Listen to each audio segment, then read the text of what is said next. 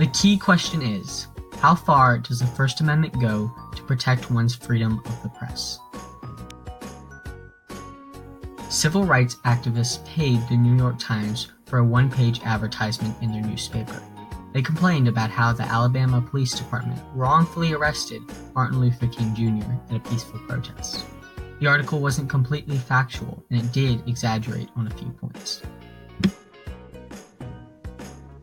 One of Alabama's police officers, L.B. Sullivan, felt that the ad had personally defamed him, so he decided to sue the New York Times for libel, which is writing false information about someone. Sullivan claimed that the ad damaged both his reputation and the reputation of the community by implying that he was responsible for the arrest, even though his name was never mentioned in the ad.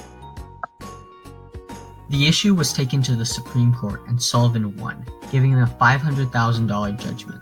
The New York Times found this ruling unconstitutional, so they took the issue to the Supreme Court. The New York Times argued that there was no bad intention behind the ad. They said that their freedom of press would be limited if they had to check for accuracies. The Supreme Court unanimously ruled in favor of the New York Times. The court stated that the First Amendment protects all statements, including false ones. However, it does not protect statements that are written with actual malice. Actual malice is when one produces an intentionally wrong statement about another. The Supreme Court made this decision, saying that factual error is not important unless actual malice, which is knowledge that statements are false or are in reckless disregard of the truth, is proved.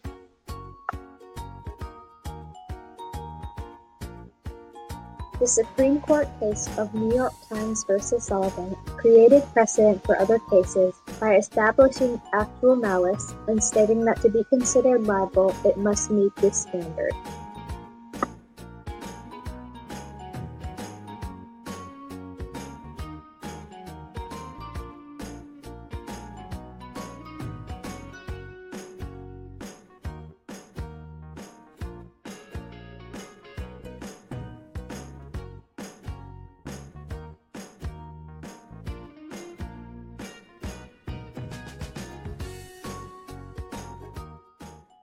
Created using Powtoon.